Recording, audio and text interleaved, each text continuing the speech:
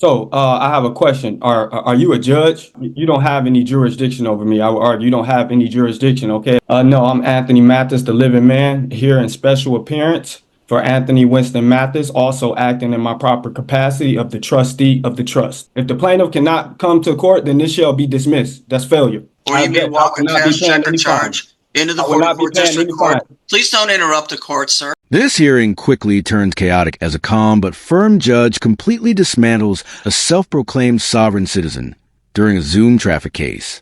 What should have been a simple red light violation turns into an unexpected spectacle, with the defendant presenting arguments that sound confident but have absolutely no legal grounding. The officer is present, the evidence is straightforward, and yet the defendant's unusual theories make the entire situation strangely memorable. It's the kind of courtroom moment that's impossible to forget once you've seen it. You are Anthony Winston Mathis? No, I'm Anthony Mathis, the living man, here in special appearance for Anthony Winston Mathis, also acting in my proper capacity of the trustee of the trust. Very well, Mr. Mathis. Today's the date and time for your informal hearing. The citation before the court, Mr. Mathis, indicates that on May the 24th of this year, at approximately 9 p.m., you are operating a 2024 Ford Edge, black in color, on 11 Mile Road, air near Washington, in the city of Royal Oak. And at that place and time, you committed the civil infraction of impeding traffic. Impeding traffic, sir, is considered a lesser included offense within nearly any moving violation. And Officer Moran indicates in his detailed note that your vehicle was on East 11 Mile Road at Washington and disobeyed the traffic signal. The officer had a green arrow and therefore driver had a red light. Mr. Mathis, you have three options and three options only, sir, in the protection of your own rights. You may, sir, admit responsibility in this manner. The court will attach the scheduled fine and that will close the case. Or, Mr. Mathis, you may admit responsibility with an explanation that you believe mitigates these circumstances, or you have every right to deny responsibility, and the court will swear the parties and will take testimony. What would you like the court to do for you today? Well, I have a few questions, if you don't mind. The court does mind. You need to make a plea. I am required by law. No, I don't plead to anybody. I only plead to the Most High. Who are you? I am Magistrate William Urick, P43273. I am a sworn judicial officer of this district. We are here for your informal hearing that you requested.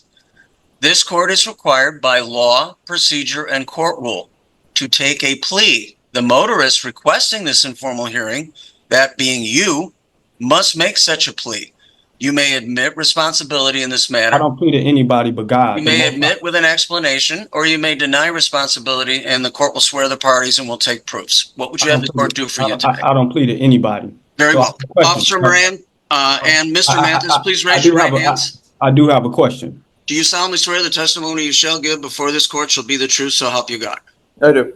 Thank you very much. Please proceed. Before the officer even begins his testimony, the judge's personality alone steals the spotlight. His approach is steady and controlled, never reacting emotionally, never feeding into the defendant's off-topic claims. Instead, he handles every strange argument with quiet precision, letting the law speak louder than any theatrics. It's refreshing to watch a judge who doesn't get pulled into unnecessary back and forth, and his calm style ends up shutting down every misguided point effortlessly.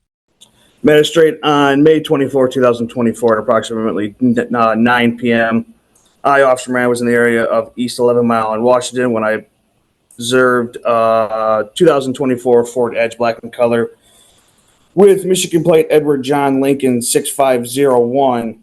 I was at the light at East 11 in Washington when I had the green arrow to turn. That vehicle then proceeded through the light. As I looked up at the traffic light, that light was red for that driver. With respect to your selection of citation, you elected to simply issue a ticket for impeding traffic. Is that correct? I did, Magistrate, at that time. And that's based on your discretion, your training, and your experience. It is. Thank you. You obviously have the right to rebuttal if you choose to use it, Officer Moran. Mr. Mathis, it is now your turn. What would you like the court to know, sir? So, I have a question. Are you a judge? Mr. Mathis, the court has already indicated it is a sworn judicial officer. It is exercising its jurisdiction lawfully over you. So questioning the court's authority. You don't have any jurisdiction over me. I would argue you don't have any jurisdiction. Okay. Mr. Mathis, the officer has already testified as to the facts of the case. It is now your turn to testify. You can tell the court anything you wish the court to know, focusing solely on the events of the date in question. What would you like to tell the court? The plaintiff is the city of Royal Oak. Please bring the city. The defendant insists that the judge has no jurisdiction over him, a claim that collapses the moment he shows up to the hearing in the first place. Traffic cases fall under clear state authority, and no amount of creative interpretation changes that. Yet arguments like these seem to be spreading more and more online, leaving you to wonder whether people genuinely believe them or simply hope they can avoid responsibility by repeating them. Either way, the law remains unchanged, and this case proves exactly that. The officer is representing the city of Royal Oak, sir. Where's the city of Royal Oak? Are you asking where it is geographically, or are you asking where it is in right terms now, of who's present on behalf of the city of Royal Oak? Where is the city of Royal Oak? Please bring the. The court doesn't understand your question. Are you asking where it is on a map, or where is the officer? No, I know exactly where it is on the geographic location, but where are they right now? The officer is representing the city of Royal Oak as a sworn and certified Michigan peace officer. So what else would you like to tell the court, Mr. Mathis? And please, again, the court suggests that you focus on the events of the date in question. Okay. Well, could you please bring forth the injured party? Was anybody injured? This is not a tort case, Mr. Mathis. It is a case written Well, under the vehicle code of the city of Royal Oak as it is adopted. As I was traveling, the officer turned on the lights. No one was injured. So please bring forth the injured party. Based on the Constitution, the Sixth Amendment right, I have a right to face my accuser.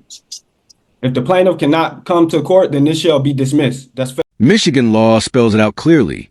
Running a red light is considered an offense against public safety, not an individual person. That means you don't need a private victim to pursue the case. The state steps in because actions like this put the entire community at risk.